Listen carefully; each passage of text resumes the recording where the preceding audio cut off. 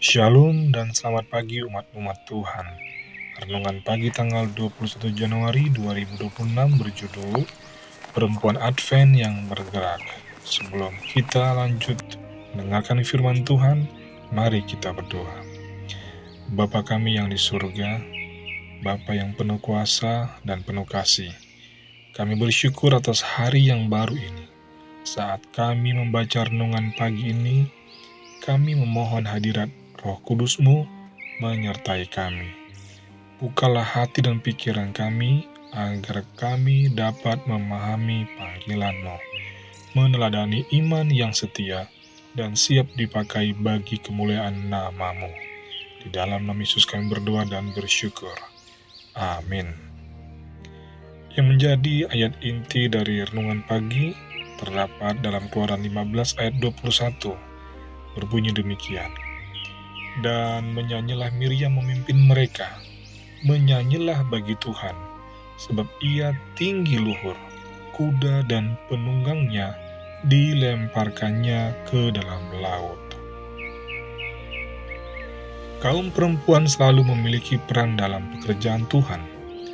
Begitu pula dengan penganut Advent Miller, Lucy Maria Herzey. Misalnya telah bertobat pada usia 18 tahun dan merasa bahwa Tuhan telah memanggilnya untuk mengkhotbahkan Injil.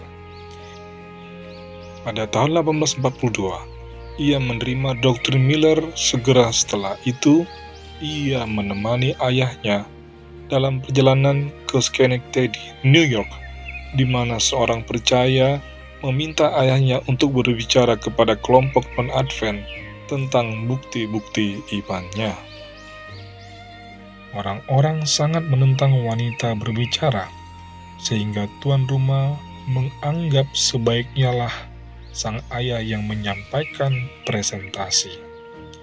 Namun suatu mukjizat yang luar biasa, Herzey, sang ayah, mendapati dirinya tidak dapat berkata apa-apa.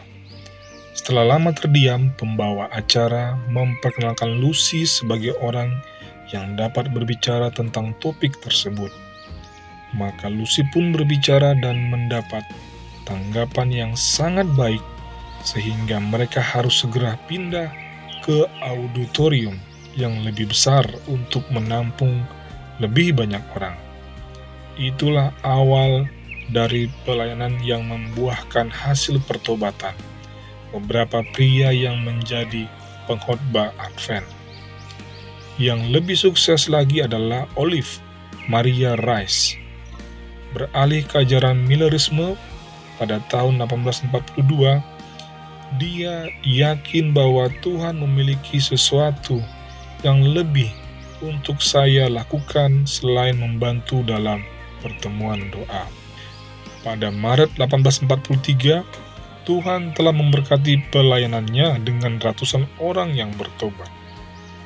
Dia menulis kepada Himes bahwa selalu ada 4 atau 5 tempat yang membutuhkan pelayanan saya pada waktu yang sama. Rice menyadari bahwa banyak yang menentang pekerjaannya hanya karena dia seorang perempuan. Tetapi dia menyatakan bahwa dia tidak berani berhenti hanya karena saya seorang perempuan. Meskipun orang-orang mungkin mengecam dan mengutuk, saya merasa dibenarkan di hadapan Tuhan dan berharap dengan sukacita untuk memberikan pertanggungjawaban atas amaran saya terhadap sesama manusia.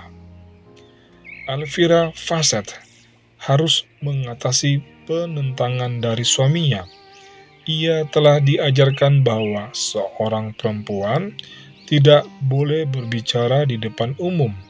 Namun, karena didesak oleh orang lain, ia akhirnya menyerah dan mendapati bahwa Tuhan memberkati jerih payahnya. Salah satu orang yang paling penting yang bertobat adalah suaminya, yang telah menyaksikan dampak dari khotbahnya dan menyadari pentingnya nubuatan Joel 2, bahwa pada akhir zaman Allah akan mencurahkan roh-Nya kepada para perempuan muda. Selanjutnya, keluarga Faset mengkhotbahkan pekabaran Advent sebagai suatu tim pelayanan. Kabar baiknya adalah bahwa Tuhan memanggil kita semua untuk menyampaikan pekabarannya, dan Dia akan memberkati kita saat kita tunduk pada kehendak-Nya. Demikianlah firman Tuhan pada pagi hari ini. Mari kita berdoa. Bapa yang di surga, kami berterima kasih atas teladan iman dan keberanian para hamba-hamba-Mu. Tolonglah kami agar tidak membatasi pekerjaan-Mu dengan pikiran manusia, tetapi bersedia dipakai sesuai kehendak-Mu. Bentuklah kami menjadi alat di tangan-Mu untuk menyampaikan kabar keselamatan bagi banyak orang. Dalam nama Yesus, Tuhan dan Juru Selamat kami. Amin.